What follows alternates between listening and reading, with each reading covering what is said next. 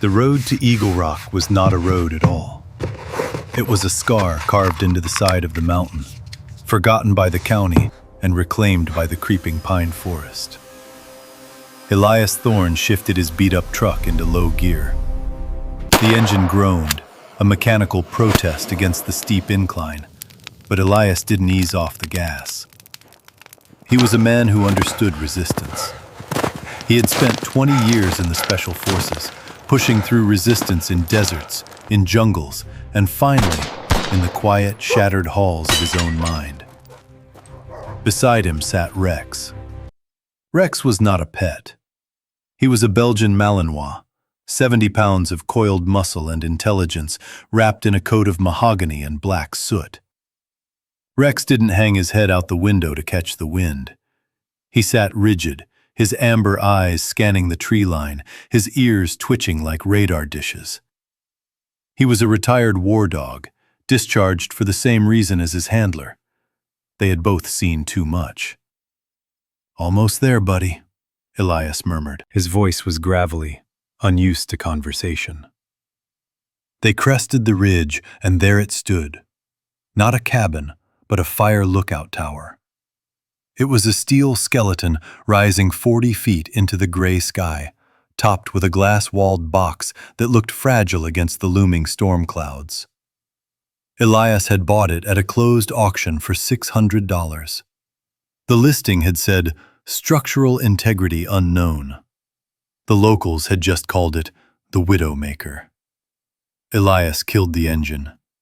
The silence that followed was instant and heavy. It wasn't peaceful, it was waiting. They climbed the rusted metal stairs, the grating ringing hollow under their boots. The wind picked up, whistling through the steel struts with a sound like a dying breath. Inside the lookout, the air was stale. Dust motes danced in the pale light. A single iron cot, a wood stove, and a table with a topographical map glued to it were the only furniture. It was a glass cage in the sky. "Home," Elias said, dropping his duffel bag. Rex didn't settle. Usually the dog would circle 3 times and lie down at Elias's feet. Today he didn't. Rex paced the small 14 by 14-foot room. His claws clicked sharply on the wooden floorboards. He stopped in the northeast corner, near the heavy ironwood stove. "What is it?" Elias asked, watching closely. Rex lowered his head. He sniffed the floor, his breathing sharp and rapid. Then a sound rumbled deep in his chest, not a bark, but a low, vibrating growl that Elias felt in his own bones. It was the specific signal for threat. Hidden. Close. Elias knelt. The floorboards here looked identical to the rest, weathered gray Douglas fir. But Rex was digging now, scratching frantically at a seam near the wall. Okay, back," Elias commanded. Rex stepped back but kept his eyes locked on the spot. Elias pulled his tactical knife from his belt. He jammed the blade into the gap between the boards. It slid in too easily. There was no dust in this crack. Someone had opened this recently. Elias pried. The board groaned, nails screeching against wood, and popped loose. Beneath the floor, tucked into the insulation, was not a rat's nest. It was a heavy, waterproof pelican case, the kind used to transport high-grade electronics or sensitive equipment. Elias pulled it out. It was heavy. He undid the latches. Click, click. He opened the lid. Inside, nestled in custom-cut foam, were not cameras. There were hard drives, 6 of them. And on top of the drives sat a single, faded photograph of a young woman laughing, with a date written in red marker. October 2014. Elias stared at the photo. He knew that face. Everyone in the state knew that face. It was the governor's daughter, who had vanished on a hiking trip 10 years ago and was never found. Rex let out a sharp whine and looked at the glass walls. The dog's hackles raised. Elias looked up. Far below, on the winding scar of a road they had just climbed, he saw a flash of light, a reflection. Then another. Vehicles were coming. Fast. Elias realized with a cold jolt that he hadn't bought a home. He had bought a crime scene, and the cleaners were on their way. Elias moved with the calm, terrifying efficiency of a man who had trained for the worst day of his life every single morning. He didn't panic. Panic was for civilians. Elias simply categorized the threat. 3 vehicles, he muttered, raising a pair of heavy binoculars to his eyes. Black SUVs, heavily modified suspension, tinted windows, no plates. Rex was pacing the small glass room, his claws clicking a frantic rhythm. He wasn't barking, he was vibrating, his nose pressed against the glass, tracking the scent of diesel and danger drifting up on the wind. Elias lowered the binoculars. The convoy was moving fast, chewing up the gravel road. They would be at the base of the tower in 4 minutes. We can't hold the tower, Elias said to the dog. It's a fishbowl. They'll shoot right through the glass. He looked at the pelican case, the evidence. If he left it, the truth about the missing girl disappeared forever. If he took it, he was carrying a target on his back. He zipped the case into his duffel bag. Then he reached under his heavy canvas coat and unclipped the retention strap on his holster. He carried a Sig Sauer P226, a relic from his service days. He had 2 spare magazines on his belt, 45 rounds against 3 truckloads of men. The math was bad. Downstairs, now, Elias commanded. He and Rex descended the rattling steel staircase. The wind was howling now, a shrieking gale that masked the sound of the approaching engines. Elias didn't run into the woods. The tree line was too far, and the snow was too deep. He would be tracked down in 10 minutes. Instead, he moved to the concrete foundation of the tower. There was a small maintenance crawl space underneath, shielded by heavy lattice work. In, he whispered. Rex slithered into the dark, damp space. Elias followed, pulling the duffel bag in behind him. They lay in the dirt, invisible from the road, but with a clear line of sight to the clearing. Just as they settled, the first SUV roared onto the plateau. It skidded to a halt, spraying gravel. The other 2 fanned out, blocking the only exit. The doors opened. 6 men stepped out. They weren't local law enforcement. They weren't lost hikers. They wore expensive tactical hiking gear, not uniforms. They carried suppressed carbines, held with the casual familiarity of professionals. The leader was a tall man with a shaved head and a scar running through his left eyebrow. He didn't look at the tower. He looked at Elias's truck. "Engine's warm," the leader said, his voice carried in the thin mountain air. "He's here."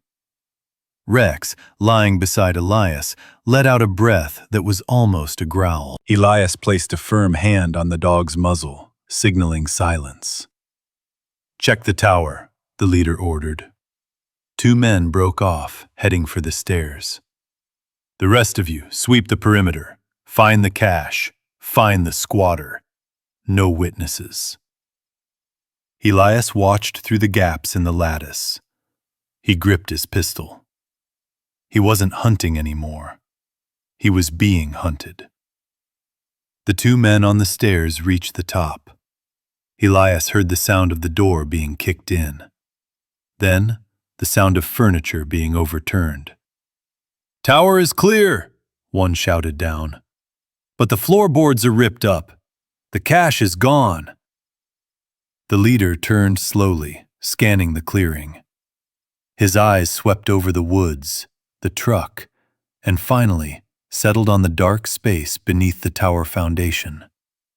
He smiled, a cold, humorless expression. "He didn't run," the leader said, pulling a flashbang grenade from his vest. He's dug in. He pulled the pin. Fire in the hole! Elias didn't think. He reacted. Rex, move! Story: The Silent Watch of Eagle Rock, Part 3. The world turned white. The flashbang detonated inside the crawl space with a concussive force that shook the concrete pillars. Even with his eyes squeezed shut and hands over his ears, Elias felt the blast hammer against his chest. But he was already moving. Before the smoke could even fill the void, Elias had kicked out the rotted lattice on the north side of the foundation, the side facing the steep drop-off, away from the trucks. "Go!" he roared, his voice sounding hollow in his own ringing ears. Rex was a blur of black and brown. He shot out of the crawl space like a missile, scrambling for traction in the snow. Elias followed, rolling onto the frozen ground and coming up on one knee, his Sig Sauer raised. A mercenary was coming around the corner of the tower, rifle raised. He saw Elias. Elias fired twice. Pop, pop. The shots were clean. The mercenary crumpled, his rifle falling silently into a drift. "Contact rear!" the leader screamed from the other side of the tower. Bullets began to chew up the snow around them, snapping through the air like angry hornets. They were suppressing fire, trying to pin Elias down until they could flank him. "To the trees!" Elias shouted. He didn't run for the road. The road was death. He ran for the edge of the cliff. It wasn't a sheer drop, but a 40-degree slope covered in loose shale and 3 feet of snow, leading down into the dense pine forest. Elias grabbed Rex's harness and jumped. They slid, tumbled, and crashed through the underbrush. Branches whipped Elias's face, cutting his skin. He used his heels to brake, steering them away from jagged rocks. They slid for 50 yards before crashing into a snowbank at the edge of the timberline. Elias gasped for air, checking Rex immediately. The dog was shaking snow off his coat, eyes bright, unhurt. "Quiet," Elias hissed. Above them, on the ridge, the silhouette of the leader appeared. He stood calmly at the edge, looking down. He didn't fire. He raised a radio to his lips. "He's in the bowl," the leader's voice drifted down, magnified by the canyon acoustics. "Release the drone. Use thermal. Flush him out." Elias's blood ran cold. Drone. He looked up at the heavy gray clouds. A low, buzzing sound, like an angry mosquito, began to rise above the wind. "They have eyes in the sky," Elias whispered to Rex. "We can't hide." He looked at the dense forest. The deep snow would slow them down. The drone would see their heat signatures against the cold ground, like flares. He had to change the equation. Elias opened the duffel bag and checked the pelican case. It was still secure. Then he checked his surroundings. About a mile to the east, through the thickest part of the woods, lay the old, agonizingly steep hiking trail that led to the abandoned copper mines. The mines were a labyrinth of tunnels. Rock. Cold rock. Thermal couldn't see through a mountain. "We have to move, Jas," Elias said, using the dog's nickname. "We're going underground." He stood up and started to run, breaking trail through the hip-deep snow. Rex bounded behind him, jumping in his tracks to save energy. Behind them, the buzzing of the drone grew louder, and the first shots from the ridge began to tear through the canopy, getting closer with every step. Story: The Silent Watch of Eagle Rock, Part 4. The forest was an obstacle course of frozen roots and buried deadfall. Elias moved with a grim determination, his lungs burning in the thin, cold air. The duffel bag weighed heavily on his shoulder, a physical anchor to the past he was trying to save. Above the tree canopy, the whine of the drone shifted. It wasn't just hovering anymore, it was diving. "Cover!" Elias hissed. He threw himself and Rex beneath the low, spreading branches of a massive blue spruce. Thwip, thwip, thwip. Bullets tore through the snow and pine needles exactly where they had been standing a second before. The drone wasn't just spotting, it was directing fire. The mercenaries on the ridge were walking their shots in, guided by the thermal eye in the sky. "They're bracketing us," Elias whispered, checking his pistol. He had 12 rounds left in the mag. "We can't outrun the radio." Rex was pressed against the tree trunk, his ears pinned back. He looked up at the branches, tracking the sound of the drone. The dog knew the mechanical buzz was the source of the danger. Elias looked at the terrain. The mine entrance was still 400 yards away, across a patch of open scree that offered zero cover. If they crossed it, the drone would have a clear view. They would be cut down before they reached the darkness. He needed a distraction. Elias opened the duffel bag. He didn't take out the drives.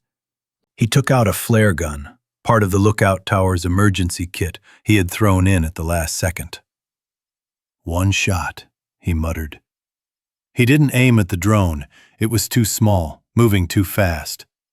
He aimed at a cluster of dead, dry timber 50 yards to their left, upwind. He pulled the trigger. The flare hissed out, a streak of magnesium red. It struck the dry wood and exploded. The resin-soaked pine needles caught instantly. In seconds, a column of thick white smoke and orange flame roared up toward the sky. Thermal sensors hate fire.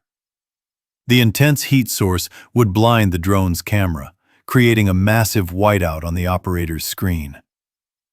"Move! Now!" Elias broke cover. He sprinted across the open rock field, boots sliding on the loose shale. Rex was a shadow at his side. Behind them, the drone buzzed angrily, circling the fire, its sensors confused. The gunfire stopped momentarily as the mercenaries lost their visual. They reached the mine entrance. It was a gaping hole in the granite cliff, barred by a heavy, rusted iron gate. A sign hung crookedly. "Danger. Keep out. U.S. Copper Co." Elias threw his shoulder against the gate. It didn't budge. The chain holding it shut was thick with rust, but solid. The drone cleared the smoke. Buzz. It spotted them. Elias saw the mercenaries emerging from the tree line below. They raised their rifles. "Back!" Elias yelled to Rex. He drew his pistol. He didn't shoot the mercenaries. He pressed the muzzle of the Sig Sauer against the rusted padlock of the gate. He turned his head away. Bang! The lock shattered. Elias kicked the gate. It groaned, a screech of metal on metal that echoed across the valley, and swung inward. Bullets sparked off the stone archway as Elias grabbed Rex's harness and hauled the dog into the blackness. He dove in after him, rolling onto the damp, rocky floor just as a hail of lead hammered the iron gate shut behind them. They were in. The silence of the mine was absolute. The air was dead, smelling of wet rock and old copper. The roar of the wind and the crack of rifles were instantly muffled, replaced by the sound of their own ragged breathing and the drip of water in the dark. Elias clicked on his tactical light. The beam cut through the gloom, revealing a tunnel stretching endlessly into the mountain, supported by rotting timber beams. "We're not safe yet," Elias whispered, his voice echoing. "This is a dead end if they have explosives." He looked at Rex. The dog was staring down the tunnel into the deep dark. Rex's ears were forward. He wasn't looking at the entrance anymore. He was looking at something deeper inside. And then, Elias saw it too. Fresh boot prints in the dust on the floor. Not his. Not the mercenaries. Someone else was already down here. Elias knelt by the boot prints, his flashlight beam keeping low to the ground. The prints were small, distinct, and made by a hiking boot, not the heavy tactical lugs of the mercenaries outside. "These are fresh," Elias whispered. "Less than an hour old." Rex was already moving. The dog bypassed the prints, his nose high in the air, tracking a scent that was drifting on the stagnant mine air. He didn't growl. He stopped at a junction where the main tunnel split into two dark maws and looked back at Elias, his tail giving a single, stiff wag. Not a threat, the tail said, but not empty. "Lead on," Elias signaled. They moved deeper.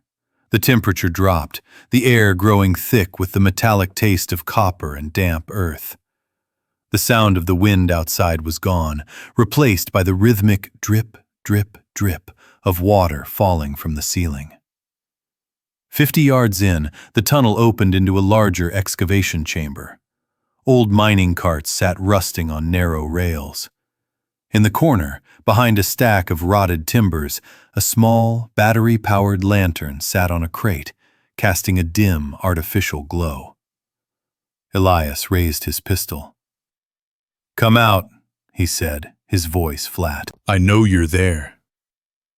For a long moment, there was only silence. Then, a figure stepped out from the shadows. It was a woman. She was wrapped in a heavy parka, her face smeared with soot and dirt. She held a climbing axe in one hand, but she lowered it when she saw the massive dog standing silently beside Elias. "You're the new owner," she said.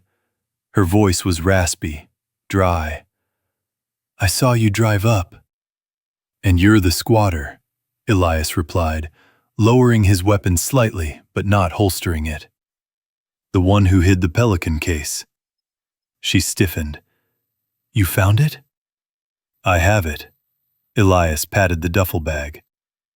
"Who are you?" "I'm Detective Miller, ex-detective," she corrected bitterly. "I've been building that case against the governor for 3 years. Those drives prove he ordered the hit on his own daughter to cover up the mining scandal. I hid them in the tower because it was the only place with a line of sight to the relay station. I was trying to upload the data when you showed up." Elias looked at her, then at the tunnel entrance behind him. "Well, Detective, your friends are outside. And they brought a drone." "They're not my friends," Miller said. "That's Shadow Creek, private military. They don't leave witnesses." Boom! A massive concussion wave rolled down the tunnel, blowing dust and small rocks from the ceiling. The ground heaved under their feet. Rex barked, a sharp, angry sound, and spun toward the entrance. "They blew the gate," Elias said, checking the structural beams above them. Dust was pouring down like rain. "They're coming in." "We're trapped," Miller said, her eyes wide. "This is a dead end. The main shaft collapsed in the 90s. Elias looked at the old topographical map in his head, the one he had studied in the lookout tower before the world went to hell. He remembered the layout of the Eagle Rock mines. "Not a dead end," Elias said.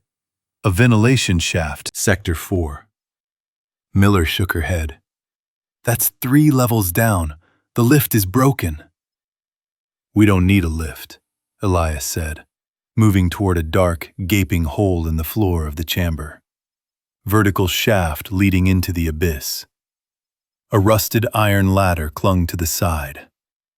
"We climb." "With the dog?" Miller looked at Rex. Elias crouched beside Rex. He quickly reconfigured the dog's tactical harness, converting it into a rappelling rig. He clipped a heavy carabiner from his belt to the dog's vest. "He goes where I go," Elias said. He looked back down the main tunnel. The beams of tactical lights were cutting through the dust cloud. The mercenaries were advancing. Go, Elias ordered Miller. Start climbing. Don't look down. Miller hesitated for a second, then slung her climbing axe and swung onto the rusted ladder. She began to descend into the dark. Elias waited. He raised his pistol, aiming at the tunnel entrance. He needed to buy them time. The first mercenary appeared through the dust, wearing night vision goggles. Elias fired 3 rounds. The shots were deafening in the enclosed space. The mercenary dove for cover. "Suppressive fire!" a voice screamed from the dark. Bullets hammered the rock walls around Elias, sparking wildly. Elias grabbed the ladder, clipped his safety line, and swung out over the void, with 70 pounds of Belgian Malinois strapped to his chest.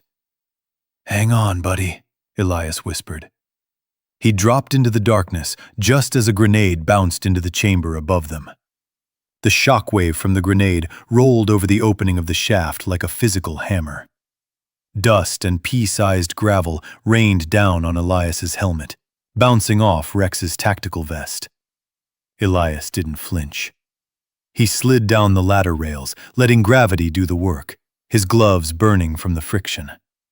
The dog strapped to his chest was a dead weight, trusting him completely. "Clear!" Elias shouted as his boots hit the murky, knee-deep water at the bottom of the shaft. He unclipped Rex immediately. The dog splashed into the freezing sludge, shaking his coat, his eyes instantly locking onto the darkness ahead. Miller landed beside them a second later, gasping for air, her face pale in the beam of the tactical light. "They're coming," Elias said, pointing his light up the shaft. High above, silhouetted against the faint gray light of the upper tunnel, shadows were moving.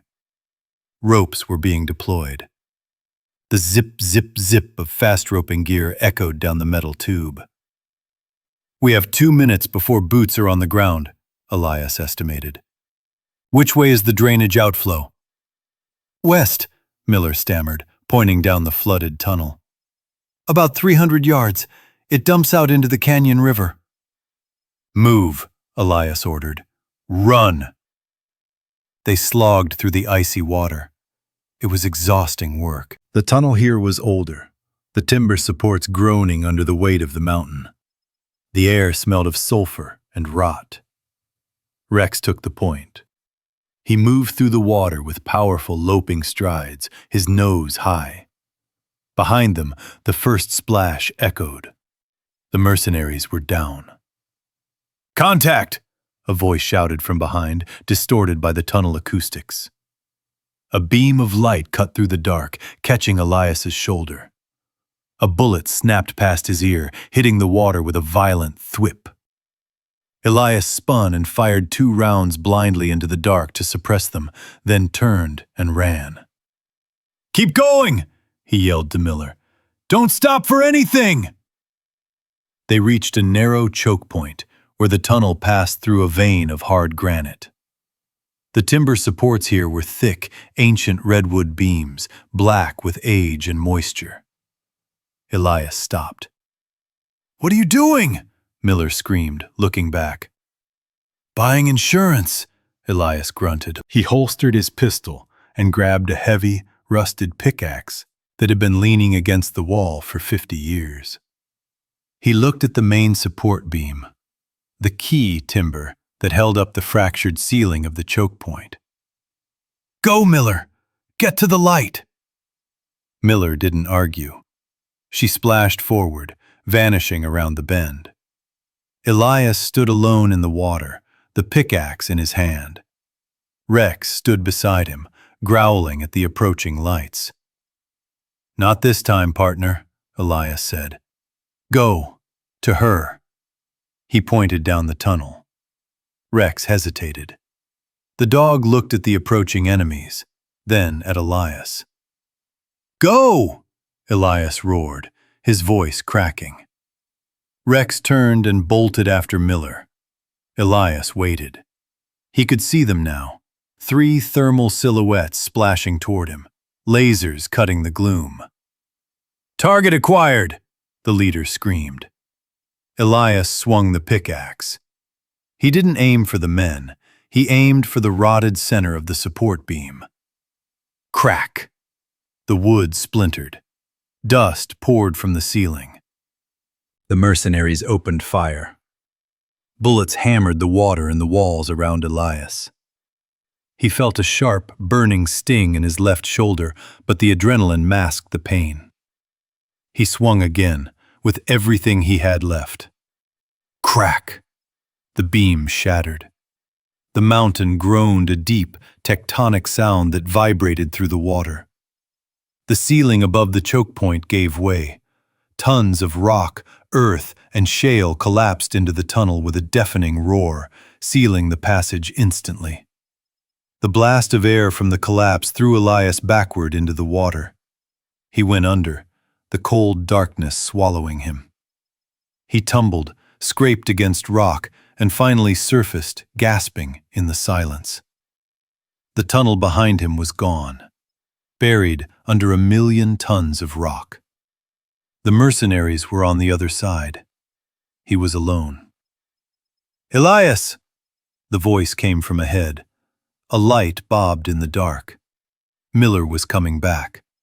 And splashing ahead of her, whining frantically, was Rex. The dog reached him first, grabbing Elias's jacket sleeve and pulling, trying to drag him upright. "I'm good, buddy. I'm good," Elias coughed, clutching his bleeding shoulder. He looked at Miller. She was staring at the wall of fallen rock. "You buried them," she whispered. "I locked the door," Elias corrected, wincing as he stood up. "Let's get out of here before the rest of the roof decides to join them." They limped the final 100 yards. The air grew fresher. A gray, diffused light appeared ahead. The drainage grate was rusted open. They stepped out onto a narrow concrete ledge halfway down a vertical cliff face. Below them, the river raged, white and wild. Above them, the sky was a heavy slate gray. But it was empty. No drone. The collapse deep inside the mountain had masked their heat signatures until the very end. Elias sat down heavily on the ledge, leaning his back against the cold stone. He watched Rex shake the water from his coat, sending a spray of droplets into the mountain air. He looked at Miller. She was clutching the pelican case to her chest like a newborn child. "It's over," Elias said, closing his eyes for a moment. "No," Miller said, looking at the drive, her expression hardening into something dangerous. "They destroyed your home. They tried to kill us. This," she tapped the case, "this is just the beginning." Elias opened his eyes. He looked at the dog, then at the woman. He reached down and unclipped the holster from his belt, setting it on the rock. "Well," Elias said, a faint, tired smile touching his lips, "I guess I'm going to need a new truck."